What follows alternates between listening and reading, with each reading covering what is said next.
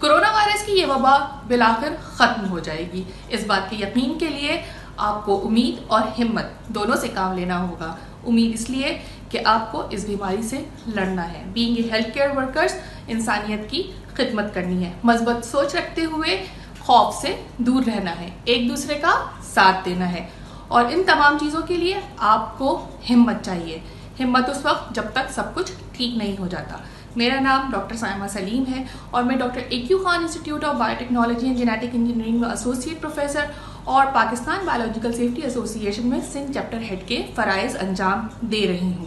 Clinical containment کا یہ programme آپ کے لیے خصوصی طور پر ترتیب دیا گیا ہے تاکہ آپ انفرادی طور پر اسے بیٹھ کر دیکھیں اور مستقل دوسرے کلینکل کنٹینمنٹ کے کام کو استعمال کرنے والے لوگوں کے ساتھ اس کو شیئر کیجیے اور ان کو بھی اس کی افادیت کا احساس دلائیے۔ کرونا وائرس کی اس وبا میں ہمیں سماجی دوری اختیار کرنی ہے، ایک دوسرے سے دور رہنا ہے، تو محتاط رہیے، محفوظ رہیے۔ زندگی میں ہم اکثر مشکل حالات سے گزرتے ہیں اور ان حالات کا مقابلہ کرنے کے لیے ہمیں اپنی ذہنی اور جسمانی دونوں صحت کا خیال رکھنا چاہیے۔ آج کل ہم کچھ ایسے ہی دور کا شکار ہیں۔ کرونا وائرس کے اس پینڈیمک میں ہم گھروں تک محدود ہیں اور ہمیں گھر کے اس وقت کو استعمال کرنے کے لیے ایک مضبوط اور کارآمد لائحہ عمل طے کرنا چاہیے۔ ہم اس گھر کے وقت کو آسانی اور پروڈکٹیو طریقے سے کس طرح سے استعمال کر سکتے ہیں؟ ان سب کو استعمال کرنے کی سب سے ضروری چیز کہ آپ ہیلدی ڈائٹ لیجئے، بہت سا پانی پیجئے اور نیند پوری کیجئے۔ ہیلدی ڈائٹ لینے کا مقصد یہ ہے تاکہ آپ اپنے جسم کی نشو و نما کو اور اچھی طریقے سے پورا کر سکیں۔ نیند آپ کی زندگی کے لیے انتہائی ضروری ہے اور 7 سے 8 گھنٹے کی نیند پوری کرنا لازمی ہے۔ اس سے زیادہ نیند نہ صرف آپ کی باڈی کو سست بنا دیتی ہے بلکہ آپ کے اندرونی میکینزمز کو بھی دشوار طریقے سے کام لینے میں مدد دیتی ہے۔ آپ اپنی فیملی کے ساتھ صبح روٹین بنائیے کہ صبح اٹھنے کے بعد آپ باقاعدہ طور پر گھر والوں کے ساتھ ناشتہ کیجئے، اس ناشتے کو انجوائے کیجئے۔ پھر اس ناشتے کے بعد آپ کے لیے جو وقت مختص ہے، جیسے کہ روٹین کے دنوں میں ہوا کرتا تھا کہ بچے اسکول کا کام کیا کرتے تھے اور ہم دفاتر یا آفیسز کا اپنا یا اپنی کوئی بھی ورک پلیس کا کام کیا کرتے تھے، تو آپ گھروں میں بیٹھ کے بھی اس وقت کو اپنے دفتر کے کام یا اپنی ایجوکیشن کے لیے مختص کیجئے اور 2 سے 3 گھنٹے کا خصوصی وقت اس کے لیے متعین کیجئے تاکہ یہ وقت آپ پراپر طریقے سے استعمال کر سکیں۔ پھر اس کے بعد آپ کے لنچ کا ٹائم آتا ہے۔ بعض اوقات اکثر ہی ہم لنچ فیملی کے ساتھ نہیں کر پاتے اپنے روٹین کے ڈیز میں، کیونکہ ہم اپنے دفاتر میں اپنے کام کے سلسلے میں مصروف ہوتے ہیں۔ تو یہ وقت آپ کو انتہائی خوبصورت اپنی فیملی کے ساتھ مل رہا ہے تاکہ آپ یہ وقت انجوائے کر سکیں اور ان کے ساتھ گھر میں بیٹھ کر لنچ انجوائے کیجئے۔ پھر آپ کے لیے ضروری ہے کہ آپ اپنی جسمانی اور ذہنی دونوں صحت کے لیے ورزش کو ضرور اپنی روٹین میں شامل کیجئے۔ ورزش نہ صرف آپ کی جسمانی بلکہ ذہنی دونوں نشو و نما کے لیے ضروری ہے۔ ورزش سے نہ صرف آپ کا میٹابولزم انکریز یا ایکٹیو رہتا ہے بلکہ آپ اس کے استعمال کی وجہ سے یا ورزش یا جس کو آپ ایکسرسائز کہتے ہیں اس کو اپنی روٹین میں شامل کرنے کی وجہ سے مستقل ڈپریشن سے دور رہتے ہیں، کیونکہ آج کل یہ وبا ہے اور ہم گھروں میں لاک ڈاؤن ہے تو ہمیں لگتا ہے کہ ہم مستقل گھروں میں بیٹھے ہوئے ڈپریسڈ ہو رہے ہیں۔ تو نہ صرف یہ آپ کے میٹابولزم کو ایکٹیو رکھتا ہے اور آپ کو ڈپریس ہونے سے بھی بچاتا ہے، اور یہ دونوں ہی چیزیں آپ کے امیون سسٹم یا قوت مدافعت کے لیے انتہائی ضروری ہیں۔ یقین جانیے یہ وقت آپ کی زندگی میں ایک نعمت کے طور کے اوپر آیا ہے۔ جب آپ ورزش، ہیلدی فوڈ، ہیلدی ڈائٹ لیتے ہوئے اس کو استعمال کر کے آگے کی طرف جائیں گے تو پھر اپنے گھر کے لوگوں کو ان سب چیزوں کے بعد کچھ انٹرٹینمنٹ ویلیوز کے لیے بھی ان کو کچھ چیزیں فراہم کیجیے، جیسے کہ آپ کوئی اچھی کتاب پڑھ سکتے ہیں، اپنی روحانی اصطلاح کے لیے بہت سارے اسلامک ریویوز پڑھ سکتے ہیں۔ آپ اپنے بچوں کو اس بات کا یقین دلا سکتے ہیں کہ ان کے اندر پڑھائی کے علاوہ اور بھی بہت ساری آرٹسٹک اسکلز ہیں، آپ ان کو پینٹنگ یا آرٹ ورک کی طرف راغب کر سکتے ہیں۔ بہت سارے بچے جو کہ بڑے ہو رہے ہیں وہ بہت اچھی دھنیں بنا سکتے ہیں، بہت سارے لوگوں کو گانے کا یا سنگنگ کا بہت شوق ہوتا ہے، تو وہ اپنی آوازوں میں بہت سارے گانے ریکارڈ کر کے لوگوں تک پہنچا سکتے ہیں. یقین جانیے آپ اگر اپنا یہ وقت ٹی وی کو بند کر کے مستقل ان خبروں کو نہ دیکھ کر جو کہ آپ کے اندر خوف و ہراس پھیلا رہی ہیں، آپ ان خبروں کو نہ دیکھیں اور ٹی وی کا بٹن آف کر کے یہ سوچیں کہ آپ کو مستند سورسز کی طرف جانا چاہیے جس سے آپ کو پراپر اور ویلڈ انفارمیشن مل سکے، نہ کہ ٹی وی کی بریکنگ نیوز کو دیکھتے ہوئے آپ اپنا اور اپنے ذہنی صلاحیت کو مستقل ہوتے چلے جائیے. سوشل میڈیا اور دوسرے ذرائع سے آنے والی جتنی بھی انفارمیشن ہے اس کے اوپر ریلائی نہ کیجیے. یقین جانیے یہ وقت آپ کا آپ کی فیملی کے ساتھ انتہائی نعمت سے بھرپور ہے. اپنی فیملی کے ساتھ بیٹھیے، ان کے ساتھ اس وبا کے بارے میں ڈسکس کیجیے اور اپنے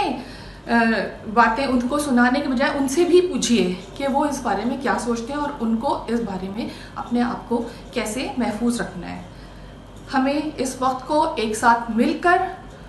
ہینڈل کرنا ہے اور ایک دوسرے کے ساتھ اس کو تکیہ انجام تک پہنچانا ہے. کرونا وائرس سے پھیلنے والا خطرہ یا رسک کسے کہا جاتا ہے؟ کیا آپ یہ جانتے ہیں؟ کرونا وائرس سے پھیلنے والا خطرہ کیا کرونا وائرس خود ہے یا اس کو ڈیل کرنے والے لوگ یا وہ ماحول جس ماحول میں کرونا وائرس لوگوں کی وجہ سے استعمال ہو رہا ہے؟ اگر میں وائرس کی طرف آؤں تو کیا کرونا وائرس کے اندر یہ کیپیبلٹی ہے کہ وہ خود اڑ کے آپ کو لگ جائے؟ کیا آپ یہ جانتے ہیں کہ کرونا وائرس ہماری باڈی کے اندر کس طرح سے داخل ہوتا ہے؟ کرونا وائرس کی انٹری کے 4 راستے ہیں. وہ ہماری آنکھوں کے ذریعے، ہمارے ناک کے ذریعے، ہمارے منہ کے ذریعے اور ہمارے ہاتھوں کے ذریعے انسانوں تک منتقل ہوتا ہے. اب سب سے زیادہ ضروری چیز انسان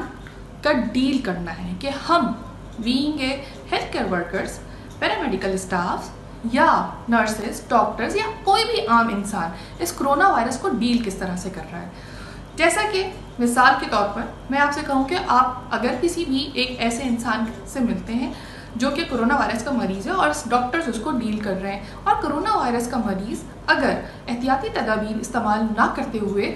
کسی بھی ڈاکٹر یا کسی اور انسان کے سامنے زور سے چھینک دے یا کھانس دے تو اس کے منہ سے نکلنے والے بخارات سامنے والے کے آنکھوں سے، ناک، منہ اور ہاتھوں کے پوروں سے اندر اس کے داخل ہو سکتے ہیں. تو اب بتائیے کہ کیا یہ ہمارا اپنا رویہ نہیں جس کی وجہ سے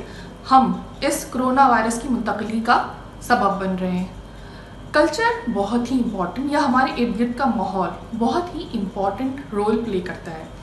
ہم نے دیکھا کہ ہمیں کرونا وائرس کے اس لاک ڈاؤن میں یہ ترغیب دی گئی کہ ہمیں باہر نکلتے ہوئے ماسک پہننا چاہیے، چشمہ لگا لینا چاہیے، بار بار اپنے ہاتھوں کو صابن سے دھونا چاہیے. لیکن جہاں تک ہمیں نظر آ رہا ہے کہ لوگ ماسک تو پہنتے ہیں لیکن تھوڑی دیر کے بعد اس سے بیزار ہو کے وہ اتار دیتے ہیں، اور جب ان کے اوپر کوئی اور وقت آتا ہے تو وہ دوبارہ اسی ماسک کو استعمال کر لیتے ہیں. گھر جا کے وہ جگہ جگہ اسی ماسک کو رکھ دیتے ہیں اور ان کے گھر کا کوئی اور فرد اس ماسک کو استعمال کرتے ہوئے باہر چلا جاتا ہے. تو یہ وہ ماحول ہے جس کو سمجھنا انتہائی ضروری ہے اور اس کا احساس کرنا بہت ضروری ہے کہ کرونا وائرس خود سے نہیں پھیلتا، وہ ہمارے اپنے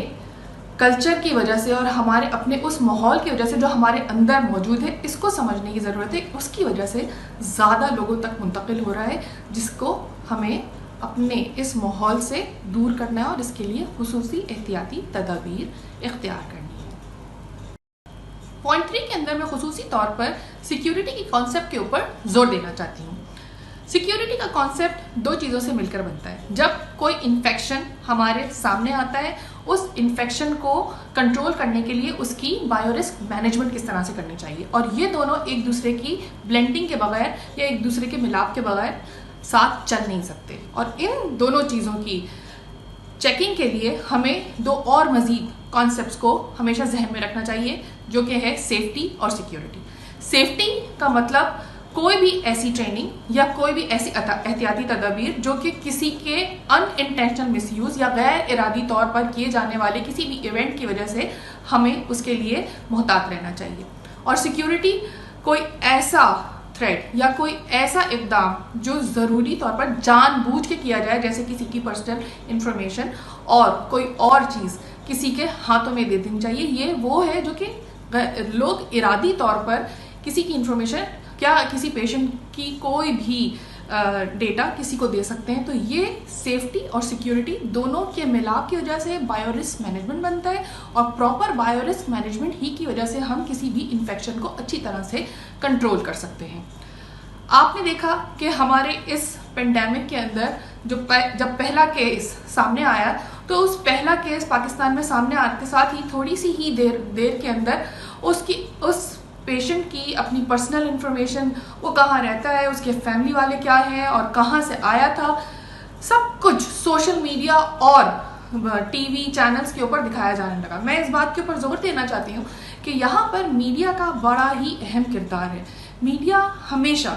किसी ना किसी इंफॉर्मेशन को ख़ास तौर पर हमारे जैसे मुल्क में ब्रेकिंग न्यूज़ के तौर पर पेश करना चाहता है, जो कि एक इंतहाई गैर इरादी तौर पर किए जाने वाला सिक्योरिटी थ्रेट है, और ये सिक्योरिटी थ्रेट किसी भी तौर पर एक्सेप्ट नहीं किया जा सकता। हमेशा याद रखिए कि हम इस इन्फेक्शंस कंट्रोल के अंदर बायोरिस्क मैनेजमेंट ही की मदद से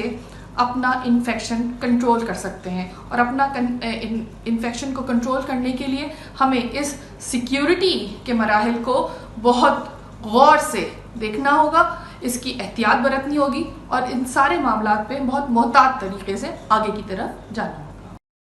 कोरोना वायरस से फैलने वाले इस इन्फेक्शन को काबू करने के लिए हमें सेफ्टी के बहुत सारे पैरामीटर्स को सोचते हुए उनमें से 4 अहम जुज़ को हमेशा कंसिडरेशन में रखना होगा। पहला, कि सेफ्टी के लिए हमें इंजीनियरिंग कंट्रोल का ख्याल रखना होगा कि हमारे इंजीनियरिंग कंट्रोल्स उस इदारे के कैसे हैं जहां पर इस इन्फेक्शन को कंट्रोल करने के लिए तरमीम की जा रही है। दूसरा, वहां पर पीपीई का निज़ाम कैसा है, जैसे जो कि पर्सनल प्रोटेक्टिव इक्विपमेंट या हमारे हिफाजती पहनने वाले कपड़े हैं, उनका इंतज़ाम किस तरह का है। तीसरा, एसओपी का क्या इंतज़ाम है, यानी कि वो स्टैंडर्ड ऑपरेटिंग प्रोसीजर्स जिसके तहत आप ये रूल्स और ज़वाबित फराहम कर सकें उस इदारे के लिए कि जहाँ ये पता चल सके कि क्या रूल्स हैं जिसके बेसिस के ऊपर आप इन्फेक्शन को कंट्रोल कर सकते हैं। चौथा और बहुत ही अहम, लीडरशिप, कि वहाँ उस इदारे के जो सरबराहान हैं वो इस सारी सिचुएशन को किस तरह से डील कर रहे हैं। अगर मैं इंजीनियरिंग कंट्रोल के बारे में बात करूं तो उसमें आपको ये देखने की ज़रूरत है कि जहाँ पर पेशेंट का कंट्रोल या इन्फेक्शन के कंट्रोल के लिए चीज़ें तरतीब दी जा रही हैं, उस जगह की साख्त कैसी है, वो मैकेनिकली किस तरह का है, किस बिल्डिंग में रखे गए हैं, उस बिल्डिंग में एक मरीज़ से दूसरे मरीज़ का फासला कितना है,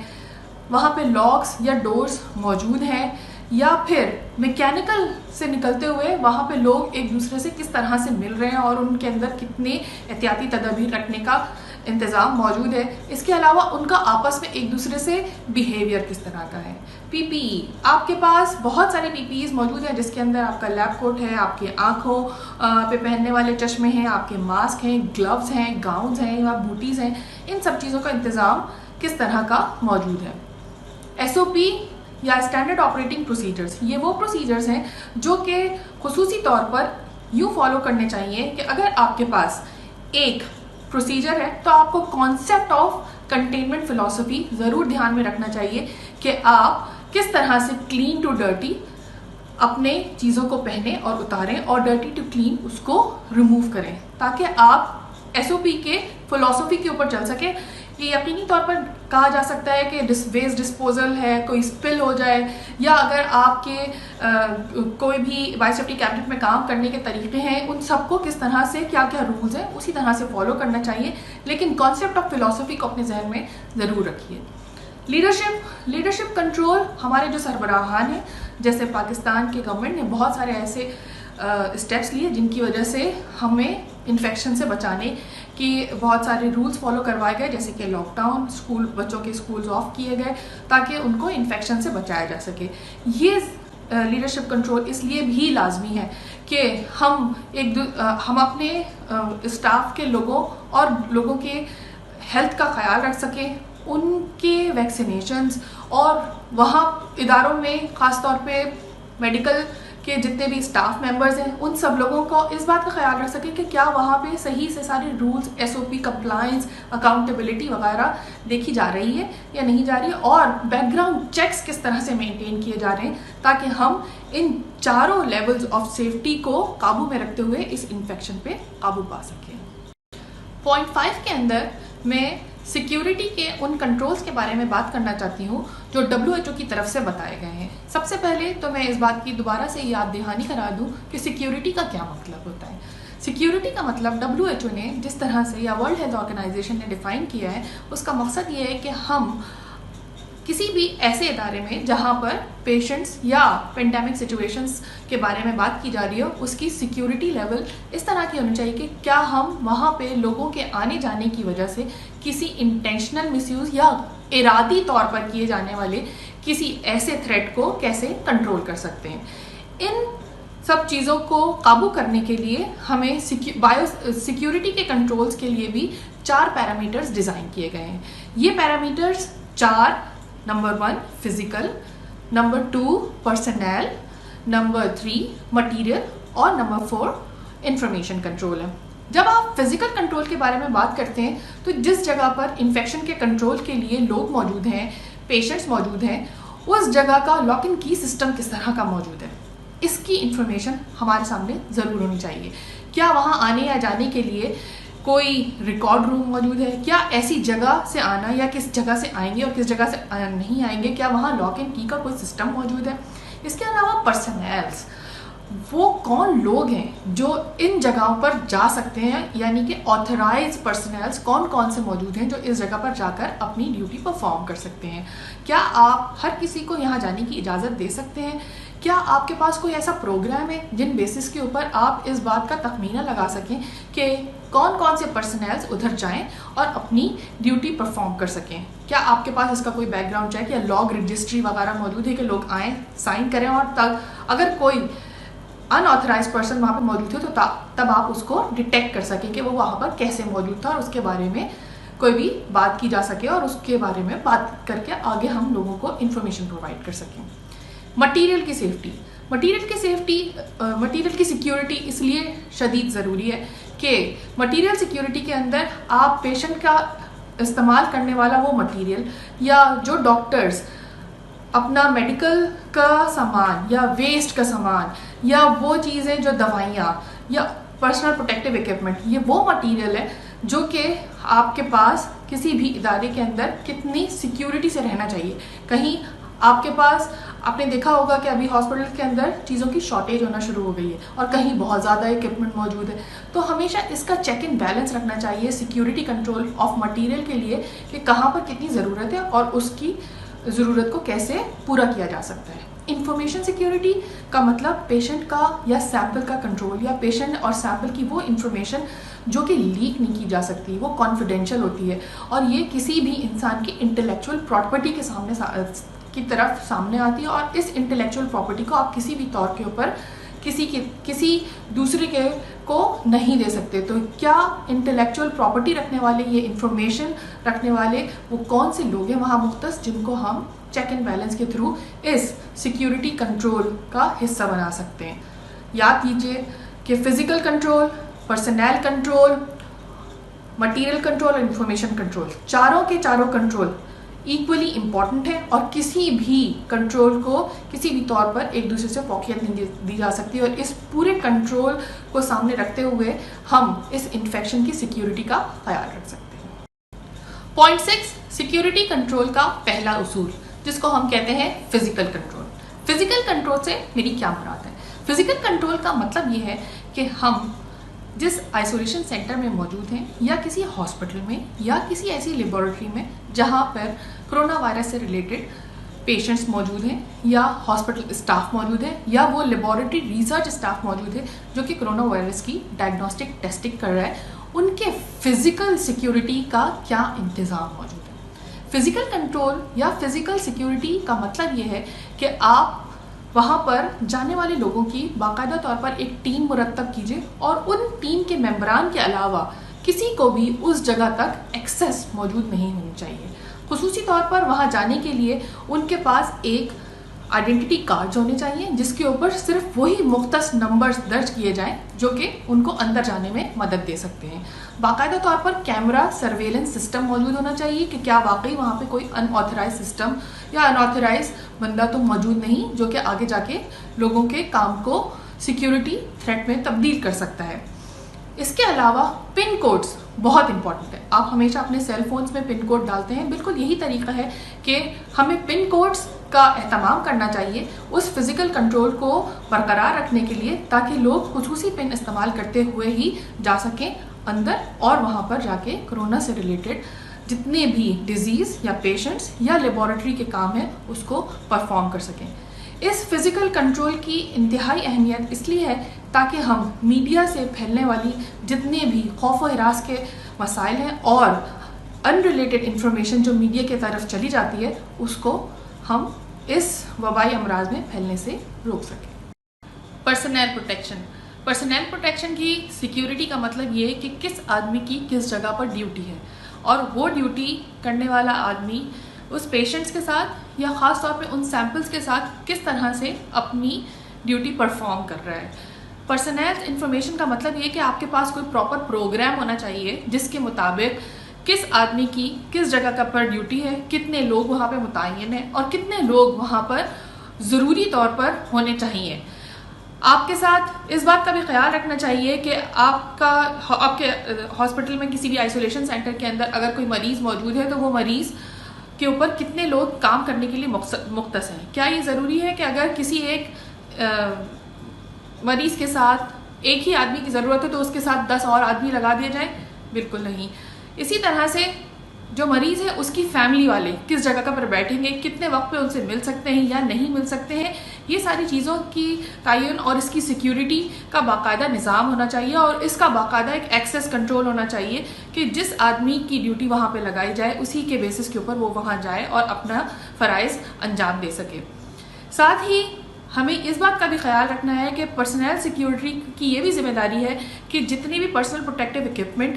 اور ہماری دوائیں, ہماری باقی کے جتنے بھی سامان اور جتنی بھی چیزیں پیشنٹس کے لیے اور میڈیکل اسٹاف کے لیے یوز کرنے والی ہیں کیا وہ بھی لاک اینڈ کی میں موجود ہیں یا نہیں, یا باقی استعمال شدہ سامان کے ساتھ وہ بھی مکس نہ ہو جائیں. کیونکہ اگر اس طریقے کی مکسنگ ہوئی اور اس کی سیکیورٹی کا خیال نہ رکھا گیا تو نہ صرف اس بد احتیاطی سے ایک نہیں بہت سارے لوگ انفیکٹ ہو سکتے ہیں. تو ان ساری چیزوں کا خاص طور پہ اس پینڈیمک میں خیال رکھیے. پوائنٹ 8, مٹیریل کی سیکیورٹی. ہمارے اس پینڈیمک سچویشن کے اندر مٹیریل کی سیکیورٹی سے میری کیا مراد ہے؟ مٹیریل کی سیکیورٹی 3 اہم چیزوں کے اوپر ڈیپینڈ کرتی ہے کہ آپ کے پیشنٹس یا ہاسپٹلس میں رہنے والے جتنے بھی سامان ہیں ان مٹیریل کی 3 چیزیں کیسے مینیج کی جا سکتی ہیں. پہلی, اس کی انوینٹری کیا چیز ہے,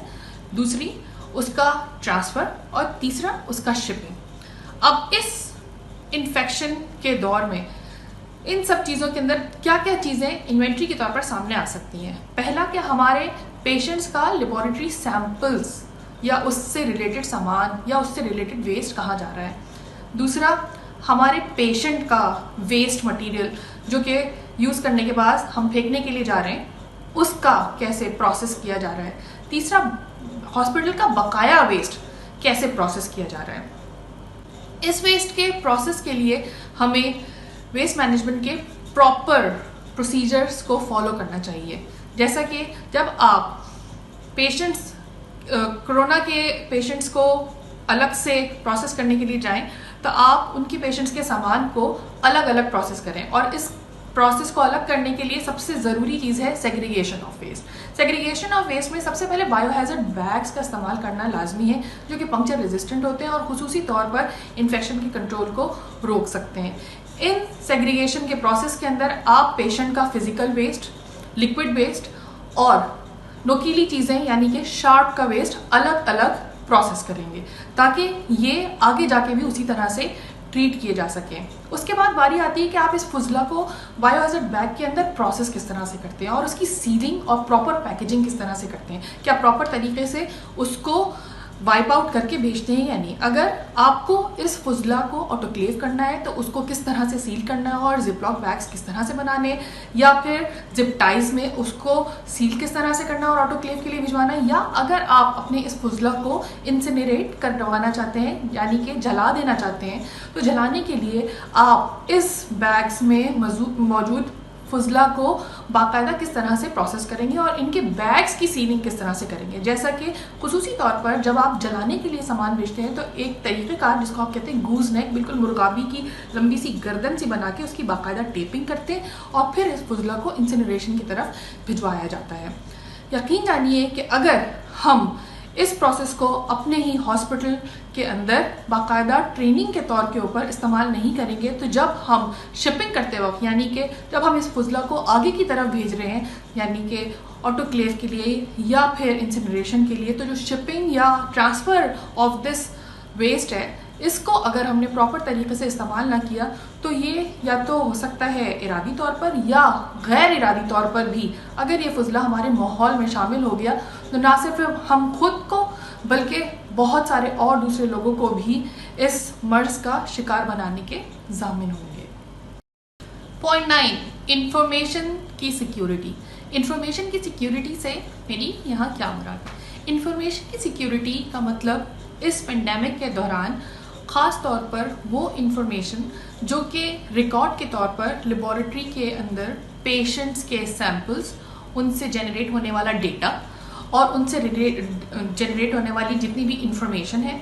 میڈیکل پیشنٹس کے جتنے بھی ریکارڈز ہیں اور ہاسپٹل کے جتنے ریکارڈز ہیں, ان سب کی انفارمیشن کس طرح سے سیو کی جا سکتی ہے. آج کل فائر والز کا زمانہ ہے تو سارے ڈیٹا ہم کمپیوٹر کے ریکارڈ کے طور کے اوپر اپنے سامنے رکھتے ہیں. تو اس انفارمیشن کی سیکیورٹی کس طرح سے قائم رکھی جا سکتی ہے وہ یوں کہ ہم اس ڈیٹا کو صرف اپنے سسٹمز تک ہی محدود نہ رکھیں, اس کے باقاعدہ آن لائن بیک اپس بنائیں اور گوگل ڈفرینٹ ڈرائیوز کے اندر اس کو سیو کریں تاکہ ہمارے پاس کبھی بھی کوئی ایسا وقت نہ آ جائے, آپ کو بالکل اندازہ نہیں کہ کبھی بھی کسی بھی وقت ہمارے ہاسپٹل کا یا ہمارے ریسرچ سینٹر کا سسٹم ہیک ہو سکتا ہے یا بالکل کام نہ کرے. تو ہمارے پاس ہمیں اکثر ان ساری سچویشن سے لڑنے کا صرف ایک ہی واحد حل ہوتا ہے کہ ہمارے پاس ہر چیز کا بیک اپ موجود ہو. یہ انفارمیشن کا ڈیٹا ہمارے لیے اس لیے بھی سیکیور ہونے کی ضرورت ہے کیونکہ یہ ایک نیشنل سیکیورٹی کے طور پر سامنے آتی ہے اور یہ ہمارے اپنے ملک کا ڈیٹا ہے جس کو ہم اپنے پاس اس لیے سیکیور کر کے رکھ سکیں تاکہ ہم کسی نہ کسی نقصان سے اپنے اس انفارمیشن کے ڈیٹا کو بچا سکیں. یہ ڈیٹا ہمیشہ اس لیے بھی استعمال کیا جا سکتا ہے کہ آج آپ کے پاس یہ ریکارڈ موجود ہے اور یہ صرف فائلیں بھرنے کے لیے کام نہیں آئے گا. کل کو جب اس کے اوپر تحقیق کی جائے گی تو اس تحقیق کے اندر ہم ویکسینیشن اور ٹریٹمنٹ کے پروسیسز کو کس طرح سے مانیٹر کر سکتے ہیں یہ ہمیں اسی انفارمیشن سیکیورٹی کے ڈیٹا سے مل سکتی ہے. تو اسی لیے انفارمیشن سیکیورٹی کا ڈیٹا اور اس کی سیکیورٹی انتہائی اہم ہے. یاد رکھیے ہر طریقے کا کنٹرول امپورٹنٹ ہی نہیں بلکہ ضروری بھی ہے کیونکہ یہ سیفٹی اور سیکیورٹی دونوں کی بات ہے. اگر آپ سیفٹی کے بارے میں سوچیں تو سیفٹی بغیر بایو رسک مینجمنٹ کے شروع نہیں ہو سکتی اور انفیکشن کنٹرول کی بلینڈنگ صرف سیفٹی اور سیکیورٹی کے دونوں معاملات کو طے کرنے کے بعد ہی آگے بڑھائی جا سکتی ہے. سیفٹی کے اندر آپ کو اس کا انجینئرنگ کنٹرول, پی پی ای, ایس او پی اور لیڈرشپ کے بارے میں ہمیشہ خیال رکھنا چاہیے اور سیکیورٹی کے اندر آپ کے فزیکل, آپ کے پرسنل, آپ کی انفارمیشن اور مٹیریل کنٹرول اور ان سارے لوگوں کی باتوں کی بات اس کا باقاعدہ اکاؤنٹیبلٹی اور compliance by back ground check ضرور سامنے آنا چاہیے. ہمیشہ یہ نہ سوچیے کہ آپ کے پاس کیا موجود ہے اور کیا موجود نہیں ہے. جو بھی آپ کے پاس اس وقت چیزیں موجود ہیں اس کو اپنی بیسٹ آف دا کیپیبلٹی کے ساتھ استعمال کیجیے ان سارے اصولوں کو اپناتے ہوئے کہ آپ کو سیکیورٹی چیکس کتنے زیادہ استعمال میں رکھنے چاہیے, کن کن لوگوں کی ایکسیس پیشنٹ تک ہونی چاہیے, ضرورت سے زیادہ لوگوں کا رجحان وہاں پر موجود نہیں ہونا چاہیے, ویسٹ کی پراپر مینجمنٹ کی طرف ہمیں راغب ہونا چاہیے کیونکہ یہ ویسٹ مینجمنٹ نہ صرف ہاسپٹل پیشنٹس ویسٹ کو ہی تکلیف دہ مراحل تک نہ لے کے جائے بلکہ جب اگر پراپر ڈسپوزل کی طرف ہم نہیں جائیں گے تو وہ پراپر ڈسپوزیبل ہمارے آگے کے ماحول کو بھی آلودہ کر سکتا ہے. اس کے بعد میں آپ سے یہ کہنا چاہوں گی کہ زندگی ختم نہیں ہوتی, ہمیشہ برا وقت آپ کے پاس آتا ہے اور وہ برا وقت جانے کے لیے ہوتا ہے. ایک چیز اور جو میں آپ کو یاد دہانی کرانا چاہتی ہوں، ہمارا نیکسٹ ماڈیول جو کہ انجینئرنگ کنٹرولز کے اوپر ہے، بایو سیفٹی کے 4 پرائمری کنٹرول میں سے پہلا کنٹرول انجینئرنگ کنٹرول، اور یہ انجینئرنگ کنٹرول صرف اکاؤنٹیبلٹی کے حساب سے نہیں، صرف ماڈیول اور سیفٹی کے حساب سے نہیں، باقاعدہ بیہیورل کنٹرول کے حساب سے انتہائی ضروری ہے. تو پلیز اسٹے ٹیون اور ہمارا نیکسٹ ماڈیول کو وزٹ کیجیے تاکہ آپ اس پینڈیمک سچویشن میں خاص طور پہ انجینئرنگ کنٹرول کے حوالے سے کیا کیا ضروری احکامات اور کیا کیا ضروری احتیاطی تدابیر ہمیں اختیار کرنے چاہیے اس کے بارے میں آگاہی حاصل کر سکیں. کلینکل کنٹینمنٹ کے اس پروگرام کو اٹینڈ کرنے کا شکریہ جو بنیادی طور پر سیفٹی اور سیکیورٹی کے اصولوں پر مبنی تھا. ہم بہت سارا پیسہ خرچ کر کے سیفٹی اور سیکیورٹی کے انتظامات کو پورا کر سکتے ہیں، بٹ اگر ہم کسی بھی اصول کے پابند نہ رہ سکے اور ہمارے ایک مس بیہیویئر کی وجہ سے یہ سارے اصول ہم اپنی ہی ذات کی وجہ سے نہ صرف تباہ و برباد کر سکتے ہیں بلکہ اس سے دوسروں کو نقصان پہنچا سکتے ہیں. میں امید کرتی ہوں کہ اس ماڈیول سے آپ کو نہ صرف فائدہ ہوا ہوگا بلکہ آپ اس فائدے سے اور بھی لوگوں کو فائدہ پہنچا سکیں گے.